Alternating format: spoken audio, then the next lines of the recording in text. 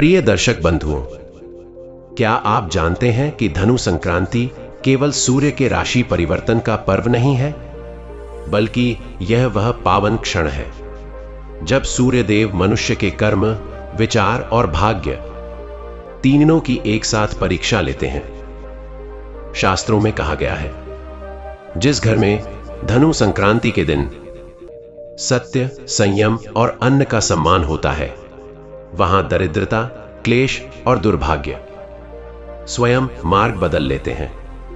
और आज की इस दिव्य कथा में हम जानेंगे वही गूढ़ रहस्य, वही पौराणिक प्रसंग जिसने एक साधारण मनुष्य के जीवन में ऐसा अद्भुत परिवर्तन कर दिया कि सूर्यदेव की कृपा से उसकी नियति तक बदल गई। लेकिन प्रिय दर्शक बंधुओं, आगे बढ़ने से पहले मेरा आप सभी से हाथ जोड़कर विनम्र निवेदन है, इस कथा को अंत तक अवश्य सुनिए, क्योंकि पुराणों में कहा गया है, धनु संक्रांति की कथा जो श्रद्धा से सुनता है, सूर्यदेव उसके जीवन के अंधकार को अपने तेज से भस्म कर देते हैं। यदि आपके हृदय में सूर्यदेव के प्रति श्रद्धा है, यदि आप भी अपने जीवन में सुख, शांति और समृद्धि का उदय चाहते हैं, तो इस वीडियो को लाइक करें और हमारे चैनल शिव इनसाइट को सब्सक्राइब अवश्य करें, क्योंकि जहां सूर्यदेव की कृपा होती है, वहां आलस्य टूटता है, भाग्य जागता है और जीवन में एक नई उजली शुरुआत होती है। तो चलिए प्रिय दर्शक बंधुओं, मन को शांत कीजिए, हृदय में श्रद्धा का दीप प्रज्वलित कीजिए और आरंभ करते हैं यह पावन, रहस्यमय और जीवन बदल देने वाली धनु संक्रांति व्रत कथा। धनु संक्रांति का वह पावन प्रभात साधारण नहीं था। जैसे ही सूर्य की पहली किरण धरती पर उतरी, वातावरण में एक अदृश्य गंभीरता घुल गई। हवा में ठंडक थी, लेकिन उस ठंडक के भीतर किसी चेतावनी की गर्माहट छिपी हुई थी। पक्षी चहचहा तो रहे थे, पर उनकी ध्वनि में भी आज कोई उत्सव नहीं था।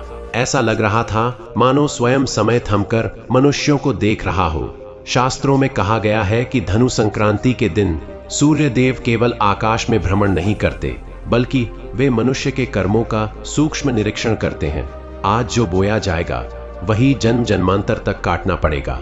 यही कारण था कि पुराने ज्ञानी इस दिन को कर्म का द्वार कहा करते थे। सत्यपुर नगर भी आज कुछ बदला बदला सा था। गलियों में सन्नाटा था, मंदिरों के घंटे धीमी आवाज में बज रहे थे और हर मन में एक अनकहा भय और श्रद्धा साथ साथ जन्म ले रही थी। सत्यपुर नगर वर्षों से धर्म और दान के लिए प्रसिद्ध था। यहाँ के लोग पर्व को केवल परंपरा नहीं, साधना मानते थे। परंतु समय के साथ साथ श्रद्धा में दिखावा और भक्ति में अहंकार घुलने लगा था। लोग दान तो करते थे, लेकिन नाम के लिए, व्रत रखते थे, लेकिन दूसरों को नीचा दिखाने के लिए। इसी नगर में रहते थे वृद्ध ब्राह्मण देव शर्मा, जिनकी आंखों ने समय के कई चक्र देखे थे। उन्होंने प्रातःकाल सूर्य को अर्घ्य देते हुए ही अनुभव कर लिया था कि आज कोई बड़ी परीक्षा होने वाली है। उनका हृदय अनायास ही कांप उठा। उन्होंने धीमे स्वर में कहा था, आज का दिन केवल उपवास का नहीं, बल्कि व्यवहार का है। आज मनुष्य जो करेगा, वही उसके भविष्य का लेखा बनेगा। पर कौन सुनता है वृद्धों की चेतावनी, जब अहंकार कानों में मोम बन जाए। धनु संक्रांति की पूर्व संध्या पर जब सूर्य अस्त हो रहा था, आकाश में अचानक वीणा की मधुर ध्वनि गूंजी। नगरवासियों ने ऊपर देखा तो देवर्षि नारद आकाश मार्ग से उतरते दिखाई दिए। उनके मुख पर आज मुस्कान नहीं थी, बल्कि गहन गंभीरता थी, जैसे वे कोई आनंददायक समाचार नहीं, बल्कि चेतावनी देने आए हों। नगर के लोग हाथ जोड़कर खड़े हो गए। नारद जी ने सबको देखा और भारी स्वर में कहा कि कल का दिन साधारण नहीं है। यह दिन मनुष्य के अहंकार, लालच और असंयम की परीक्षा लेने आया है। जो इस दिन भूल करेगा, उसका फल तत्काल नहीं, पर निश्चित होगा। उन्होंने कहा कि धनु संक्रांति पर सूर्यदेव धर्मराज के साथ पृथ्वी का भ्रमण करते हैं, और जो आंखों से नहीं दिखता, वही सबसे अधिक देखा जाता है, भाव, नियत और व्यवहार। नारद जी ने आगे कहा कि इस दिन 3 ऐसे कर्म हैं जो यदि अनजाने में भी हो जाएं, तो मनुष्य स्वयं अपने पुण्य को जला डालता है। पहला कर्म है अहंकार। यदि कोई व्यक्ति स्वयं को बड़ा समझकर किसी छोटे, गरीब, भूखे या सेवक का अपमान करता है तो वह केवल उस व्यक्ति का नहीं बल्कि सूर्य देव का अपमान करता है। इस दिन किया गया अहंकार जीवन भर झुकने पर मजबूर कर देता है। दूसरा कर्म है झूठ और छल। धनु संक्रांति के दिन बोला गया झूठ साधारण नहीं होता, वह मनुष्य के भाग्य में गांठ बनकर बंध जाता है। और तीसरा, सबसे भयानक कर्म, अन्न का अपमान। जो व्यक्ति इस दिन अन्न को तुच्छ समझता है, भूखे को भोजन देने से मना करता है या भोजन का नाश करता है, वह स्वयं दरिद्रता और दुख को आमंत्रण देता है। यह कहते समय नारद जी का स्वर कांप उठा और धरती पर जैसे मौन छा गया। इन सब के बीच सत्यपुर का राजा राजदेव अपने महल में बैठा यह सब सुन रहा था। बाहर से वह धर्मात्मा कहलाता था, पर भीतर कहीं न कहीं उसके मन में यह भाव था कि नियम सामान्य लोगों के लिए होते हैं, राजा के लिए नहीं। उसने मन ही मन सोचा कि वह तो दानवीर है, उसने कितने यज्ञ किए हैं, फिर उसे क्या डर। धनु संक्रांति के दिन उसने भव्य व्रत का आयोजन किया। ब्राह्मणों को बुलाया गया, मंत्रोच्चार हुआ, पर उस आयोजन में करुणा नहीं, प्रदर्शन अधिक था। उसी समय महल के द्वार पर एक वृद्ध साधु आया, जिनकी आंखों में भूख और शरीर में दुर्बलता साफ झलक रही थी। उन्होंने केवल इतना कहा, राजन, आज अन्न मिल जाए तो प्राण बच जाएं। राजा ने साधु की ओर देखा, फिर अपने व्रत की ओर। उसके मन में क्षण भर के लिए दया जागी, पर अहंकार ने उसे ढक लिया। उसने कठोर स्वर में कहा, आज व्रत है साधु महाराज, आज अन्न देना नियम के विरुद्ध है, आप कहीं और जाइए। साधु की आंखों से आंसू बह निकले। उन्होंने कुछ नहीं कहा, केवल आकाश की ओर देखा और धीमे स्वर में बोले, जैसा आप उचित समझें। जैसे ही वह मुड़े, वैसे ही अचानक सूर्य बादलों में छिप गया। दोपहर होते होते अंधकार सा छा गया, पक्षी चुप हो गए, हवा रुक गई। महल के भीतर राजा के हृदय में पहली बार भय ने जन्म लिया। शाम होते होते नगर में अजीब घटनाएं होने लगी। अन्न भंडार में रखे अनाज में कीड़े पड़ने लगे, दूध खट्टा होने लगा और दीपक बिना हवा के बुझने लगे। राजा का मन घबराने लगा। उसे नारद जी की चेतावनी याद आने लगी। उसने देव शर्मा को बुलवाया और कांपते स्वर में पूछा कि क्या यह सब उसी भूल का परिणाम है। देव शर्मा ने आंखें मूंद कर कहा, राजन, धनु संक्रांति पर किया गया अन्न का अपमान साधारण पाप नहीं होता, यह सीधे जीवन की जड़ पर प्रहार करता है। यह सुनते ही राजा का अहंकार टूटने लगा और पहली बार उसे अपने कृत्य का भार महसूस हुआ। रात गहराती चली गई, पर राजा की आंखों से नींद कोसों दूर थी। महल की दीवारें जैसे उसे दोषी ठहरा रही थीं। वह सोच रहा था कि यदि यह केवल शुरुआत है तो आगे क्या होगा। क्या उसका राज्य, उसकी प्रजा, सब कुछ इसी भूल की भेंट चढ़ जाएगा। बाहर आकाश में बादल घिर आए थे और दूर कहीं बिजली चमकी। उसी चमक के साथ राजा के मन में एक प्रश्न गूंजा, क्या अब भी कोई मार्ग शेष है या धनु संक्रांति का निर्णय अंतिम है। और इसी प्रश्न के साथ यह कथा एक ऐसे मोड़ पर आकर रुक जाती है जहां से आगे केवल पश्चाताप, प्रायश्चित और कठोर परीक्षा का मार्ग खुलता है। रात के उस तीसरे पहर में, जब नगर गहरी निस्तब्धता में डूब चुका था, राजा राजदेव अपने शयन कक्ष में बेचैनी से टहल रहा था। दीपक की लौ कांप रही थी, जैसे वह भी किसी अनिष्ट की आहट महसूस कर रही हो। राजा का मन बार बार उसी दृश्य पर लौट रहा था, वृद्ध साधु की डबडबाई आंखें और उसका मौन आशीर्वाद जैसा वाक्य। पहली बार उसे लगा कि राज सिंहासन, मुकुट और वैभव सब व्यर्थ हैं यदि मनुष्य के भीतर करुणा ही ना हो। उसने जीवन में पहली बार अपने कर्मों को टटोलना शुरू किया। उसे स्मरण आने लगा कि कितनी बार उसने नियमों को अपने पक्ष में मोड़ा, कितनी बार धर्म को सुविधा बना लिया। उसी क्षण उसे ऐसा अनुभव हुआ मानो किसी अदृश्य शक्ति ने उसके हृदय पर भार रख दिया हो। उसकी आंखों से अनायास आंसू बहने लगे और वे आंसू अहंकार के नहीं, भय और पश्चाताप के थे। उसी रात राजा ने स्वप्न देखा। उसने स्वयं को एक निर्जन मैदान में खड़ा पाया, जहां चारों ओर सूखी धरती थी और सूर्य सिर के ठीक ऊपर तप रहा था, पर उसकी किरणों में जीवन नहीं था। सामने धर्मराज खड़े थे, हाथ में कर्मों का लेखा। धर्मराज ने शांत किंतु कठोर स्वर में कहा कि धनु संक्रांति के दिन किए गए कर्म का फल टाला नहीं जा सकता, परंतु पश्चाताप और सेवा उसके भार को हल्का कर सकते हैं। तभी सूर्यदेव का तेज प्रकट हुआ और उन्होंने कहा कि जिसने अन्न का अपमान किया उसे अन्न की पीड़ा समझनी होगी। राजा भय से कांप उठा और उसी क्षण उसकी नींद खुल गई। पसीने से भीगा हुआ वह बिस्तर से उठ बैठा। अब उसके भीतर संदेह नहीं था, यह सब संयोग नहीं, चेतावनी थी।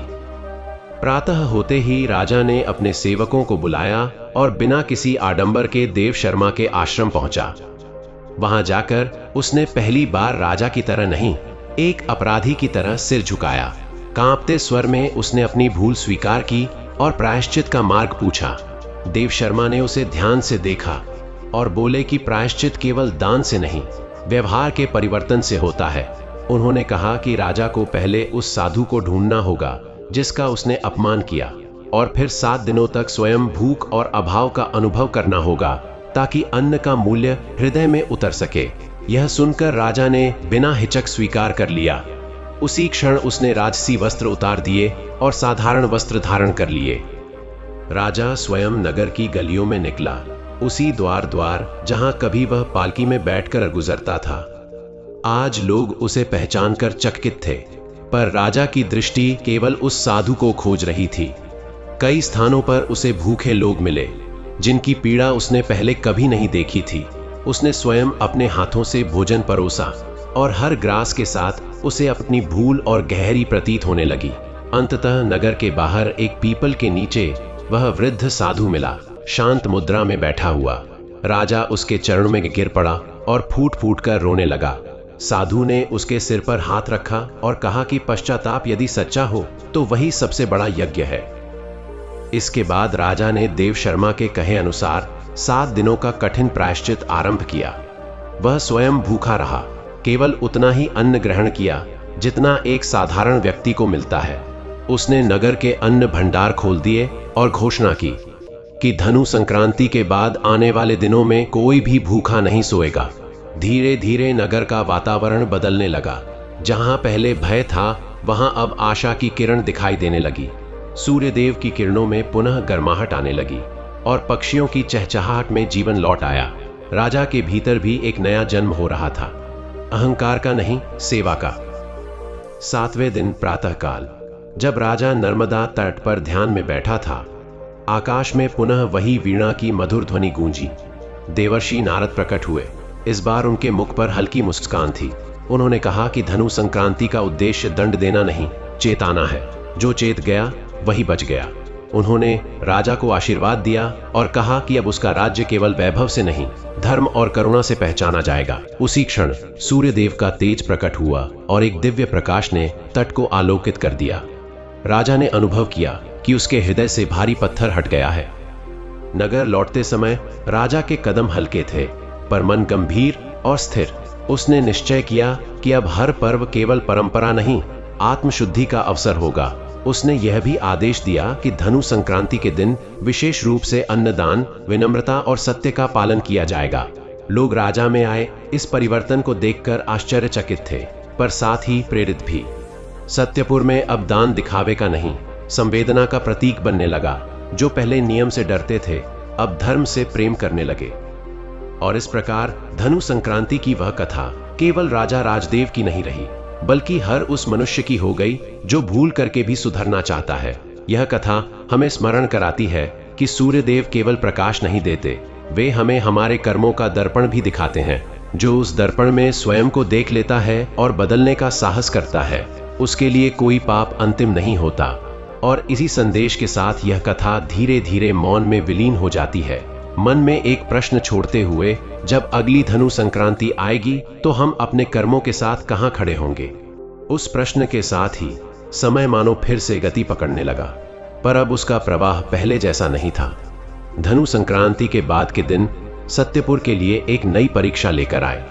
राजा राजदेव ने अपने भीतर परिवर्तन तो कर लिया था, पर देवताओं की परीक्षा केवल मन से संतुष्ट नहीं होती, वह कर्मों की निरंतरता भी देखती है। नगर में धीरे धीरे यह चर्चा फैलने लगी कि राजा बदल गया है, पर कुछ लोगों के मन में संदेह था, क्या यह परिवर्तन स्थायी है या केवल भय का परिणाम। इन्हीं फुसफुसाहटों के बीच एक दिन नगर में अकाल जैसी स्थिति बनने लगी। दूर दराज के क्षेत्रों में फसलें सूखने लगी, व्यापारी घबराए हुए थे और प्रजा के मन में फिर से अनिश्चितता जन्म लेने लगी। राजा यह सब देखकर समझ गया कि यह उसकी अंतिम परीक्षा नहीं, बल्कि नई शुरुआत की कसौटी है। राजा ने सभा बुलाकर स्पष्ट शब्दों में कहा कि अब राज्य केवल करों और नियमों से नहीं, बल्कि करुणा और सहयोग से चलेगा। उसने स्वयं सबसे पहले राजभोग त्यागने की घोषणा की और कहा कि जब तक राज्य का अंतिम व्यक्ति संतुष्ट नहीं होगा, तब तक महल में उत्सव नहीं होगा। यह सुनकर दरबार में सन्नाटा छा गया। कुछ मंत्री असहज हो उठे, पर राजा के स्वर में दृढ़ता थी। उसने कहा कि धनु संक्रांति ने उसे सिखाया है कि अन्न केवल पेट भरने का साधन नहीं, बल्कि जीवन की श्वास है। यदि किसी के हिस्से की श्वास रोकी गई, तो उसका पाप पूरे राज्य को भुगतना पड़ता है। यह पहली बार था जब राजा की वाणी में आदेश नहीं, अनुभव बोल रहा था। उसी रात नगर के बाहर झोपड़ियों में रहने वाले लोगों ने देखा कि स्वयं राजा उनके बीच बैठा है। वह उनके साथ वही भोजन कर रहा था जो वे प्रतिदिन कठिन परिश्रम के बाद जुटाते थे। वह उनकी बातें सुन रहा था, उनकी भूख, उनकी पीड़ा, उनके सपने। राजा को अनुभव हुआ कि सिंहासन से दिखाई देने वाला राज्य और धरातल से दिखाई देने वाला राज्य कितना भिन्न होता है। हर कथा, हर आंसू उसके भीतर एक नया संकल्प भर रहा था। वह समझ गया कि सच्चा प्रायश्चित केवल गलती सुधारना नहीं, बल्कि उस गलती से जन्मे दर्द को साझा करना है। उसी रात उसके हृदय में एक मौन प्रार्थना उठी। हे सूर्यदेव, मुझे इतना सामर्थ्य दो कि मैं फिर कभी अन्न और मनुष्य दोनों का अपमान न करूं। कुछ दिनों बाद जब प्रजा का विश्वास धीरे धीरे लौटने लगा, तब आकाश में एक विचित्र संकेत दिखाई दिया। प्रातःकाल सूर्य की किरणें सामान्य से अधिक स्वर्णिम थीं और उनकी ऊष्मा में एक अलग ही सुकून था। देव शर्मा ने इसे शुभ संकेत बताया और कहा कि जब शासक का हृदय शुद्ध हो जाता है, तब प्रकृति भी अपना क्रोध शांत कर लेती है। उसी दिन दूर दराज से समाचार आया कि जिन क्षेत्रों में सूखा था, वहां हल्की वर्षा हुई है। यह वर्षा बहुत अधिक नहीं थी, पर आशा के लिए पर्याप्त थी। राजा ने इसे किसी चमत्कार से अधिक एक उत्तरदायित्व माना और प्रजा से कहा कि यह केवल देव कृपा नहीं, बल्कि उनके सामूहिक कर्मों का फल है। समय बीतने लगा और सत्यपुर का स्वरूप बदलने लगा। धनु संक्रांति अब केवल एक तिथि नहीं रही, बल्कि चेतना का पर्व बन गई। उस दिन लोग केवल स्नान और दान ही नहीं करते, बल्कि अपने व्यवहार की भी समीक्षा करते। अहंकार छोड़ने, सत्य बोलने और अन्न का सम्मान करने की प्रतिज्ञा ली जाती। राजा स्वयं उस दिन सबसे पहले एक साधारण व्यक्ति के चरण धोकर अन्न परोसता, ताकि कोई यह न भूल सके कि सबसे बड़ा धर्म सेवा है। बच्चे इस दिन की कथा सुनकर बड़े होने लगे और उनके मन में यह बात गहराने लगी कि शक्ति का अर्थ दूसरों पर अधिकार नहीं, बल्कि दूसरों के लिए जिम्मेदारी है। एक वर्ष बाद जब पुनः धनु संक्रांति आई, तब वही नगर था, वही सूर्य था, पर वातावरण पूरी तरह अलग था। भय के स्थान पर श्रद्धा थी और अंधकार के स्थान पर विवेक। राजा राजदेव ने उस दिन सभा में केवल इतना कहा कि यदि वह साधु उस दिन उसके द्वार पर न आता, तो शायद वह जीवन भर राजा तो रहता, पर मनुष्य न बन पाता। यह स्वीकारोक्ति सुनकर प्रजा की आंखें भर आईं। उन्हें लगा कि उनका राजा अब केवल शासन नहीं करता, बल्कि उनके साथ जीता है। उसी क्षण राजा ने यह भी घोषणा की कि धनु संक्रांति के दिन राज्य का कोई भी व्यक्ति भूखा पाया गया तो उसका दायित्व सीधे राजा पर होगा। कथा यहीं समाप्त नहीं होती, क्योंकि यह केवल एक राजा की नहीं, हर मनुष्य की कथा है। हर वर्ष धनु संक्रांति आती है और हर बार सूर्यदेव वही प्रश्न दोहराते हैं, आज तुम क्या बोओगे? अहंकार, झूठ और अन्न का अपमान बोओगे या विनम्रता, सत्य और करुणा? यह निर्णय किसी सभा में नहीं, मन के भीतर होता है। और जो मनुष्य उस दिन स्वयं को जीत लेता है, वह जीवन की सबसे बड़ी विजय प्राप्त कर लेता है। सूर्यदेव उसके मार्ग को प्रकाश से भर देते हैं और धर्मराज उसके लेखे में करुणा की रेखा खींच देते हैं। और अंत में इस कथा का सार केवल इतना ही है कि पाप कभी अकेले नहीं आते, वे चेतावनी देकर आते हैं। धनु संक्रांति वह चेतावनी है, वह अवसर है जहां मनुष्य चाहे तो अपने भाग्य की दिशा बदल सकते हैं। जब अगली बार सूर्य धनु राशि में प्रवेश करे, तो यह कथा केवल स्मृति न रहे, बल्कि आचरण बने, क्योंकि उस दिन सूर्यदेव केवल आकाश में नहीं, हमारे भीतर भी उदय होते हैं। और जो उस आंतरिक सूर्य को पहचान लेता है, उसके जीवन में अंधकार टिक नहीं पाता। उस आंतरिक सूर्य के उदय के बाद भी जीवन की यात्रा सरल नहीं हो जाती, बल्कि और अधिक सचेत हो जाती है। सत्यपुर में अब लोग हर छोटे कर्म को बड़े धर्म से जोड़कर देखने लगे थे। राजा राजदेव स्वयं भी हर दिन सूर्योदय से पहले उठकर नगर की गलियों में निकल पड़ता, बिना किसी घोषणा के, बिना किसी शोर के। वह देखना चाहता था कि उसकी अनुपस्थिति में भी करुणा जीवित है या नहीं। कई बार उसने देखा कि लोग स्वयं भूखे रहकर पड़ोसी को भोजन दे रहे हैं, और कई बार यह भी देखा कि कुछ लोग अब भी पुराने स्वभाव से बाहर नहीं आए हैं। उन क्षणों में राजा समझ जाता कि परिवर्तन एक दिन में नहीं आता, वह धैर्य मांगता है। वह किसी को दंड नहीं देता, बल्कि कथा सुनाता। धनु संक्रांति की वही कथा जिसे सुनकर उसका अपना जीवन बदल गया था। समय के साथ यह कथा केवल सत्यपुर तक सीमित नहीं रही। दूर दराज के गांवों से लोग आने लगे, यह जानने कि आखिर उस राज्य में ऐसा क्या हुआ जहां राजा स्वयं अन्न परोसता है। राजा ने उन्हें कोई चमत्कार नहीं दिखाया, कोई सिद्धि नहीं बताई। वह केवल इतना कहता कि जब मनुष्य अपने अहंकार से नीचे उतरता है, तभी देवता उसके भीतर उतरते हैं। उसकी बातें सरल थीं, पर उनमें अनुभव की गहराई थी। सुनने वाले लोग अपने अपने जीवन की घटनाओं से उन्हें जोड़ लेते और चुपचाप लौट जाते। धीरे धीरे धनु संक्रांति एक पर्व से अधिक एक संदेश बन गई कि धर्म दिखाने की वस्तु नहीं, जीने की प्रक्रिया है। एक बार पुनः एक परीक्षा आई, पर इस बार वह अकाल या अभाव की नहीं थी, बल्कि प्रशंसा की थी। आसपास के राजाओं ने सत्यपुर के राजा की प्रशंसा करनी शुरू की। उसे आदर्श शासक कहा जाने लगा। यही वह क्षण था जहां पहले वाला राजदेव शायद फिर से अहंकार में फिसल जाता, पर अब वह सजग था। उसने दरबार में स्पष्ट कहा कि यदि वह साधु उस दिन उसके द्वार से लौट गया होता तो यह प्रशंसा किसी और की होती। उसने यह भी कहा कि यह राज्य किसी एक व्यक्ति का नहीं, हर उस मनुष्य का है जो भूखे को देखकर अपना कौर आधा कर लेता है। यह सुनकर सभा में बैठे लोग निश्शब्द हो गए, क्योंकि उन्होंने पहली बार सत्ता को इतना विनम्र देखा था। इसी दौरान देव शर्मा वृद्ध हो चले थे। एक दिन उन्होंने राजा को बुलाया और कहा कि हर कथा का एक मौन उत्तराधिकार होता है। यदि यह कथा केवल राजा तक सीमित रही तो समय के साथ मिट जाएगी, पर यदि इसे आचरण में उतार दिया गया तो पीढ़ियों तक जीवित रहेगी। राजा ने उसी दिन यह निर्णय लिया कि धनु संक्रांति पर केवल कथा वाचन नहीं होगा, बल्कि सेवा का संकल्प भी लिया जाएगा। उस दिन हर व्यक्ति, चाहे वह राजा हो या सेवक, किसी न किसी रूप में सेवा करेगा, किसी को भोजन देकर, किसी की पीड़ा सुनकर या किसी का अपमान न करके। यही संकल्प उस दिन का सबसे बड़ा व्रत बन गया। वर्षों बीतते गए। राजा राजदेव के बालों में सफेदी आ गई, पर उसकी आंखों में वह स्पष्टता बनी रही जो पश्चाताप से जन्म लेती है। एक दिन वह उसी पीपल के वृक्ष के नीचे गया जहां उसे वह साधु मिला था। उसने वहां बैठकर लंबे समय तक मौन साधा। उसे लगा मानो वही साधु फिर से सामने बैठा है, मुस्कुराकर कह रहा हो कि हर मनुष्य के जीवन में एक धनु संक्रांति आती है जब उसे चुनना होता है कि वह राजा बने रहना चाहता है या मनुष्य बनना चाहता है। राजा की आंखों से एक शांत आंसू गिरा, जिसमें न भय था न ग्लानि, केवल कृतज्ञता थी। उसके बाद जब राजा ने अपने उत्तराधिकारी को राज्य सौंपा तो उसे केवल शासन के नियम नहीं सिखाए, बल्कि वह कथा सिखाई जिसने उसका जीवन बदला था। उसने कहा कि सत्ता का सबसे बड़ा भार मुकुट नहीं, बल्कि वह भूखा चेहरा है जिसे देखकर भी यदि हृदय न हिले तो समझो कि पतन शुरू हो गया है। उत्तराधिकारी ने यह बात केवल सुनी नहीं, अपने भीतर उतारी। यही कारण था कि सत्यपुर में राजा बदले, युग बदले, पर धनु संक्रांति का संदेश नहीं बदला। और आज भी जब सूर्य धनु राशि में प्रवेश करता है तो सत्यपुर में कोई बड़ा उत्सव नहीं होता, कोई दिखावटी भव्यता नहीं होती।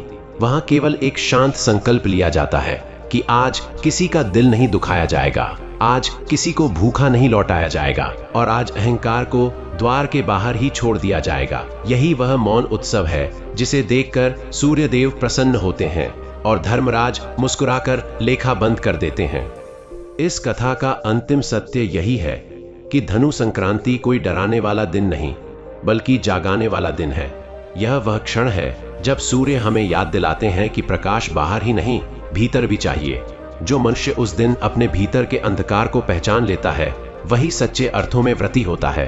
और जब अगली बार यह कथा आप सुने तो इसे केवल कहानी न समझे, बल्कि एक दर्पण समझे जिसमें दिखता है कि हम कहां चूक रहे हैं और कहां सुधर सकते हैं। क्योंकि अंततः हर धनु संक्रांति हमें यही अवसर देती है अपने कर्मों की दिशा बदलने का। अपने कर्मों की दिशा बदलने का वह अवसर केवल एक दिन का नहीं होता, बल्कि जीवन की हर सांस में छिपा रहता है। सत्यपुर में अब यह समझ गहरी हो चुकी थी कि धर्म कोई अलग वस्त्र नहीं जिसे पर्व पर पहन लिया जाए, बल्कि वह त्वचा की तरह है जो हर समय हमारे साथ रहती है।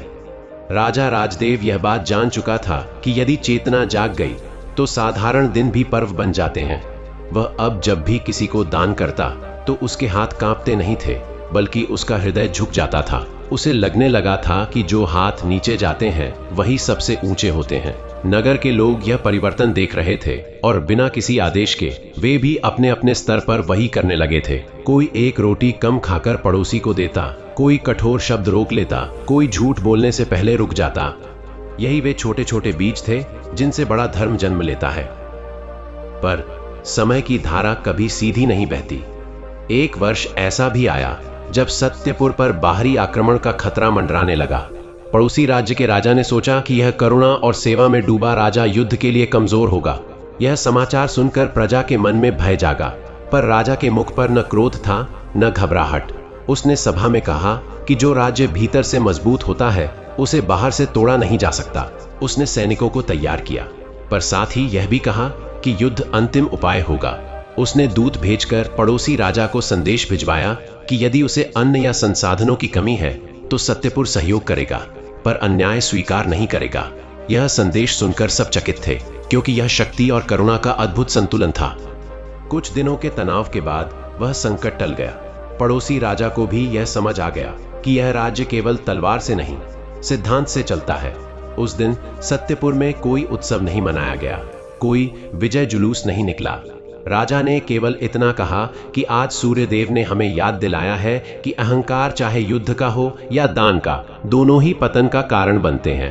प्रजा ने पहली बार देखा कि सच्ची विजय शत्रु को हराने में नहीं, स्वयं को संभालने में होती है।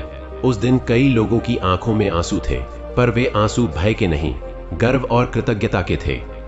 धीरे धीरे राजा राजदेव का शरीर भी समय की थकान महसूस करने लगा। वह अब पहले की तरह लंबी यात्राएं नहीं कर पाता था, पर उसका मन और अधिक दूर तक देखने लगा था। वह अक्सर बच्चों को अपने पास बुलाता और उन्हें धनु संक्रांति की कथा सुनाता, पर हर बार कथा के अंत में वही प्रश्न दोहराता, यदि उस दिन मैं साधु को भोजन दे देता तो क्या यह कथा जन्म लेती? बच्चे सोच में पड़ जाते और राजा मुस्कुराकर कहता कि कभी कभी हमारी भूलें ही हमारी सबसे बड़ी शिक्षा बन जाती हैं। यह सुनकर बच्चे समझने लगे कि गलती होना पाप नहीं, पर गलती से न सीखना अवश्य पाप है। एक संध्या राजा नर्मदा तट पर अकेला बैठा सूर्यास्त देख रहा था। लालिमा से भरा आकाश उसे उसी दिन की याद दिला रहा था जब सूर्य बादलों में छिप गया था। उसने आंखें मूंदकर सूर्यदेव को नमन किया और कहा कि यदि कभी उसके भीतर फिर से अहंकार जन्म ले तो उसे उसी तरह चेताना। उस क्षण उसे ऐसा लगा मानो सूर्य की अंतिम किरण उसके ललाट पर ठहर गई हो। उसमें कोई वाणी नहीं थी, पर एक मौन आश्वासन था कि जो चेतना को थामे रखता है उसे गिरने से पहले थाम लिया जाता है। जब राजा का अंतिम समय निकट आया तब उसने कोई भव्य घोषणा नहीं की, कोई अंतिम इच्छा नहीं रखी।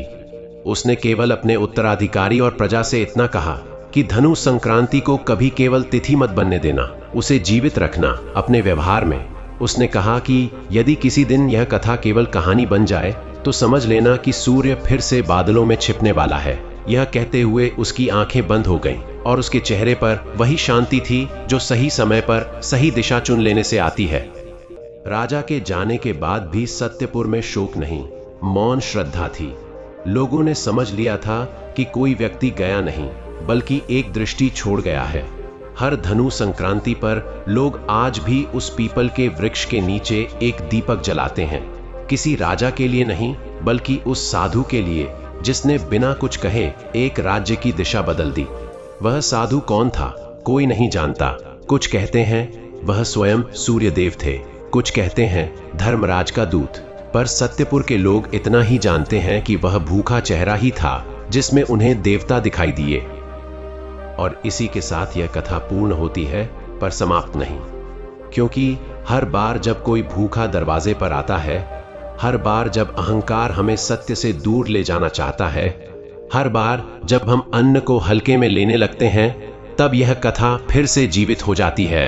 धनु संक्रांति तब केवल सूर्य का संक्रमण नहीं रहती, बल्कि मनुष्य के हृदय का परिवर्तन बन जाती है।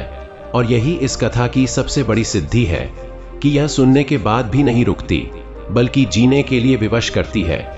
और जब यह कथा जीने के लिए विवश करती है, तब जीवन स्वयं कथा बनने लगता है। सत्यपुर में अब लोग यह नहीं पूछते थे कि धर्म क्या है, वे उसे पहचानने लगे थे अपने रोजमर्रा के व्यवहार में। सुबह जब कोई किसान हल उठाता तो वह केवल धरती नहीं जोतता, वह अपने भीतर की कठोरता भी तोड़ता था। जब कोई स्त्री रसोई में रोटी बनाती तो वह केवल आटा नहीं गूंथती, वह धैर्य और प्रेम भी मिलाती थी। राजा राजदेव के बाद आने वाले शासक भी समझ चुके थे कि इस राज्य की असली शक्ति उसकी सेना या दीवारें नहीं, बल्कि वह चेतना है जो हर मनुष्य के भीतर धीरे धीरे जागी थी। लोग अब धनु संक्रांति की प्रतीक्षा किसी भय या पाप के डर से नहीं, बल्कि आत्म समीक्षा के उत्सव की तरह करते थे। जैसे वर्ष में एक बार जीवन स्वयं पूछता हो, क्या तुम अब भी सही दिशा में चल रहे हो? पर हर युग में कुछ ऐसे क्षण आते हैं जब स्मृति धुंधली होने लगती है। समय बीतने के साथ नई पीढ़ियां आईं, जिन्होंने राजा राजदेव को देखा नहीं था, केवल कथा सुनी थी। कुछ के लिए यह कथा प्रेरणा थी, तो कुछ के लिए केवल परंपरा। यही वह सूक्ष्म मोड़ था जहां कथा के जीवित रहने की वास्तविक परीक्षा होती है। एक वर्ष धनु संक्रांति के पहले नगर में हल्की बेचैनी फैलने लगी। लोगों ने देखा कि कुछ व्यापारियों ने अन्न का भंडारण शुरू कर दिया है, कुछ ने दान को दिखावे का साधन बना लिया है। मंदिरों में दीपक तो जल रहे थे, पर कई हृदयों में अहंकार भी जल रहा था। यह वही क्षण था जब कथा को फिर से सांस लेने की आवश्यकता थी। उस वर्ष धनु संक्रांति की सुबह कुछ अलग थी। सूर्य निकला तो अवश्य, पर उसकी किरणों में वह सुकून नहीं था जिसे लोग पहचानते थे। आकाश साफ था, फिर भी मन में अजीब सी भारीपन था। नगर के सबसे वृद्ध व्यक्ति, जिन्होंने बचपन में राजा राजदेव को देखा था, पीपल के वृक्ष के नीचे एकत्र हुए। उन्होंने कोई घोषणा नहीं की, कोई उपदेश नहीं दिया, वे बस चुपचाप बैठे रहे। धीरे धीरे लोग वहां जुटने लगे। उस मौन में एक प्रश्न गूंज रहा था, क्या हम फिर से वही भूल दोहरा रहे हैं जिसे कभी एक राजा ने अपनी पीड़ा से सुधारा था? तभी एक साधारण घटना घटी। एक भूखा बालक जो भीड़ के बीच खड़ा था, बेहोश होकर गिर पड़ा। उसके कपड़े फटे थे, आंखों में डर था। एक क्षण के लिए सब स्तब्ध रह गए। इतने दान, इतने व्रत, इतने मंत्र, और फिर भी एक बच्चा भूखा। उसी क्षण जैसे कथा ने शरीर धारण कर लिया। एक स्त्री दौड़ी, उसने बच्चे को गोद में उठाया। एक व्यापारी ने अपने थैले से अन्न निकाला। किसी ने पानी दिया, किसी ने छाया। कोई मंत्र नहीं बोला गया, कोई शंख नहीं बजा, पर उसी क्षण सूर्य की किरणें बादलों के पीछे से निकल आईं और लोगों को लगा मानो किसी ने भीतर से उन्हें झकझोर दिया हो। उस दिन कोई कथा वाचन नहीं हुआ, क्योंकि कथा स्वयं घट चुकी थी। लोगों ने समझ लिया कि पाप का भय बाहर नहीं, भीतर होता है। धनु संक्रांति पर जिन 3 कर्मों से बचने की बात कही जाती है, अन्न का अपमान, अहंकार का पोषण और असत्य का सहारा, वे कोई नियम नहीं बल्कि चेतावनी है। चेतावनी इस बात की कि यदि हम इन्हें अनदेखा करेंगे तो देवता क्रोधित नहीं होंगे, बल्कि हमारा विवेक सो जाएगा, और विवेक का सो जाना ही सबसे बड़ा पाप है। उस घटना के बाद सत्यपुर में एक नई परंपरा जन्मी। धनु संक्रांति के दिन कोई बड़ा आयोजन नहीं होता, कोई मंच नहीं सजता। लोग सुबह उठकर पहले अपने घर के बाहर खड़े होकर यह देखते हैं कि कहीं कोई भूखा तो नहीं, कोई उपेक्षित तो नहीं। मंदिर जाने से पहले पड़ोसी के हाल पूछे जाते हैं। दान देने से पहले अपने व्यवहार को टटोला जाता है। यह दिन अब दूसरों को बदलने का नहीं, स्वयं को देखने का दिन बन गया था। बच्चे इसे किसी डर से नहीं, बल्कि गर्व से सीखते थे, क्योंकि उन्हें बताया जाता था कि सच्चा व्रत वही है जिसमें मन हल्का हो जाए। समय के साथ सत्यपुर की यह कथा दूर दूर तक फैल गई, पर किसी प्रचार से नहीं, किसी शोर से नहीं। जो भी वहां से लौटता, उसके व्यवहार में कुछ बदल जाता। लोग पूछते, तुमने वहां क्या देखा? और उत्तर होता, कुछ देखा नहीं, कुछ समझा है। यह समझ कि सूर्यदेव केवल आकाश में नहीं, हमारे निर्णयों में प्रकट होते हैं। जब हम सही को चुनते हैं, तब प्रकाश बढ़ता है। जब हम सुविधा को धर्म बना लेते हैं, तब अंधकार चुपचाप घुस आता है। और आज जब यह कथा आप तक पहुंची है, तो वह भी केवल संयोग नहीं, यह भी एक धनु संक्रांति है। भले ही तिथि कोई भी हो, यह वह क्षण है जब आप अपने भीतर प्रश्न उठा सकते हैं, क्या मैं अन्न का सम्मान करता हूँ? क्या मैं अपने अहंकार को पहचानता हूँ? क्या मैं सत्य से भागता हूँ या उसे अपनाता हूँ? यही 3 कसौटियां हैं जिन पर जीवन हर वर्ष नहीं, हर दिन खरा उतरता है या चूक जाता है। इसलिए यह कथा यहीं विराम नहीं लेती। यह आपकी सांसों में प्रवेश करती है, आपके निर्णयों में बैठती है और हर उस पल जाग उठती है जब आप किसी भूखे को देखते हैं, किसी अपमान को सुनते हैं, किसी असत्य के सामने खड़े होते हैं। धनु संक्रांति तब केवल सूर्य का परिवर्तन नहीं रहती, वह आपके भीतर के मनुष्य का संक्रमण बन जाती है। और जो इस संक्रमण को समझ लेता है, उसके जीवन में पाप नहीं, प्रायश्चित नहीं, केवल जागरूकता बचती है। वही जागरूकता जो अंततः मनुष्य को देवत्व की ओर ले जाती है। और जब यह जागरूकता देवत्व की ओर ले जाती है, तब जीवन किसी निष्कर्ष पर नहीं, बल्कि एक शाश्वत प्रवाह में प्रवेश करता है। सत्यपुर में अब लोग यह नहीं कहते थे कि यह कथा कब समाप्त होगी, क्योंकि वे समझ चुके थे कि जो कथा जी ली जाए वह कभी समाप्त नहीं होती। हर सुबह जब सूर्य की पहली किरण नगर की छतों पर गिरती, तो वह किसी राजा की याद नहीं दिलाती थी, बल्कि हर उस निर्णय की याद दिलाती थी जो मनुष्य दिन की शुरुआत में लेता है। लोग अब सूर्य को केवल प्रणाम नहीं करते थे, वे उससे मौन संवाद करते थे। आज मुझे सही देखने की दृष्टि देना, आज मुझे कठोर नहीं, करुण बनने की शक्ति देना। यह संवाद किसी मंत्र से बंधा नहीं था, यह अनुभव से उपजा था, और यही अनुभव सत्यपुर की आत्मा बन चुका था। समय आगे बढ़ा, पीढ़ियां बदली, पर एक बात स्थिर रही, अन्न का सम्मान। बच्चों को यह नहीं सिखाया जाता था कि अन्न देवता है, बल्कि यह दिखाया जाता था कि भूखा मनुष्य देवता का प्रतिबिंब है। विद्यालयों में कथाएं पढ़ाई जाती थीं, पर उनसे अधिक महत्व उन मौन क्षणों को दिया जाता था जब कोई बच्चा अपना भोजन किसी और के साथ बांट ले। शिक्षक समझ चुके थे कि ज्ञान यदि करुणा से अलग हो जाए तो वह केवल बोझ बनता है।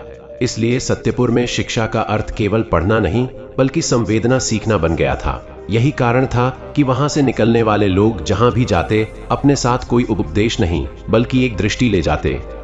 कभी कभी बाहर से आने वाले लोग पूछते कि इस नगर का सबसे बड़ा मंदिर कौन सा है। सत्यपुर के लोग मुस्कुराकर कहते, हमारे यहाँ सबसे बड़ा मंदिर वह घर है जहां आज कोई भूखा नहीं सोया। यह उत्तर सुनकर कुछ लोग चकित होते, कुछ हंसते, पर कुछ ऐसे भी होते जिनके भीतर यह वाक्य बीज बनकर गिर जाता।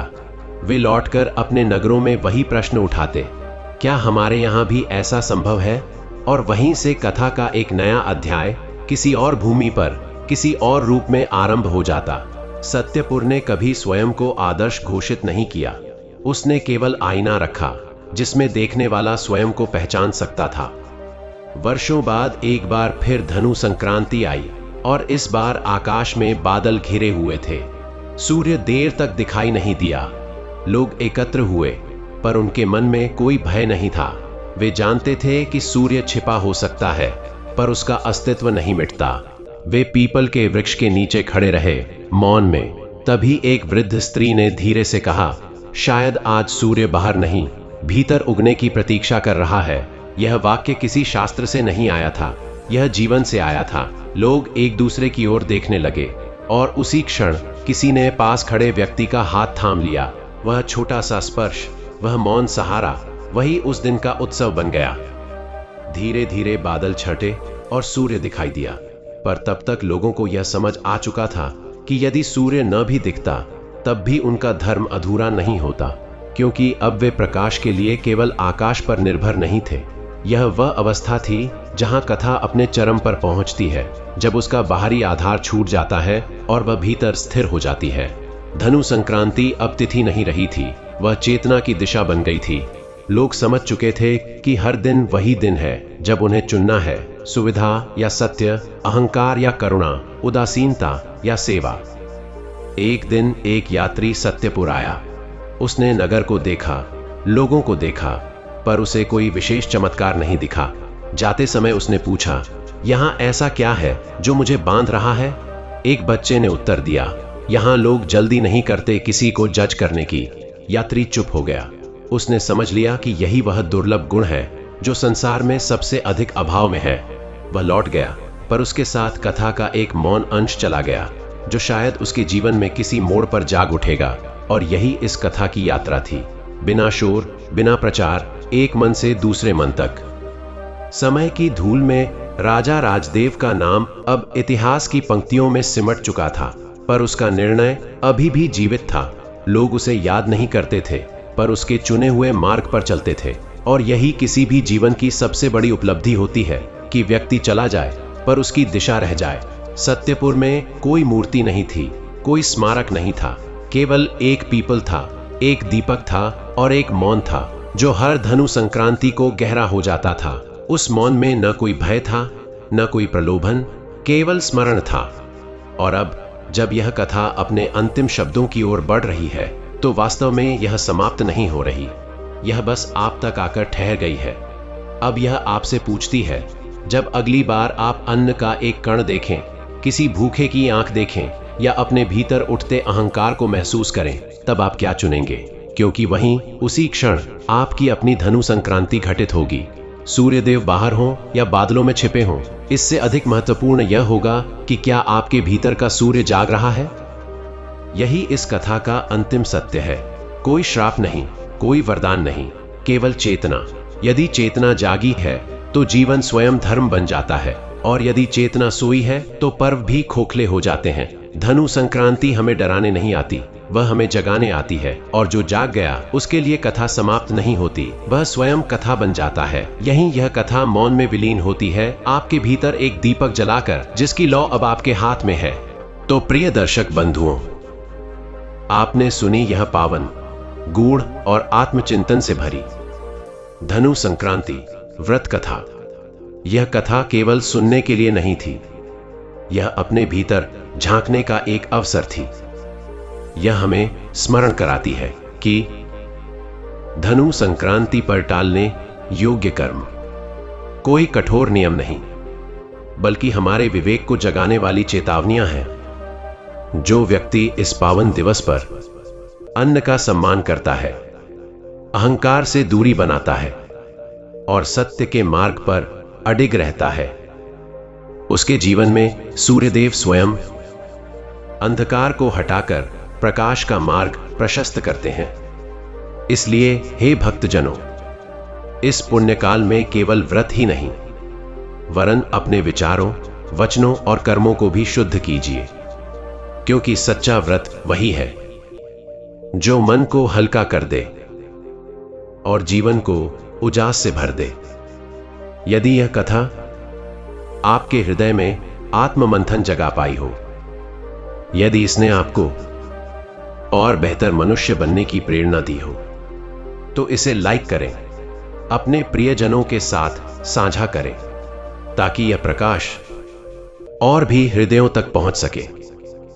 और यदि आप चाहते हैं कि ऐसी ही पावन कथाएं, सनातन परंपराओं का गूढ़ ज्ञान और आध्यात्मिक प्रेरणा निरंतर आपके जीवन में आती रहे, तो हमारे चैनल शिव इनसाइट को सब्सक्राइब करना न भूलें, क्योंकि जहां विवेक जागता है वहीं देवत्व का वास होता है, और जहां सूर्य का प्रकाश होता है वहां अंधकार टिक नहीं पाता। इसी मंगल भावना के साथ आपके जीवन में सूर्य देव की कृपा, सद्बुद्धि का प्रकाश और शांति का उदय सदा बना रहे। जय सूर्यदेव, जय सनातन धर्म, हर हर महादेव।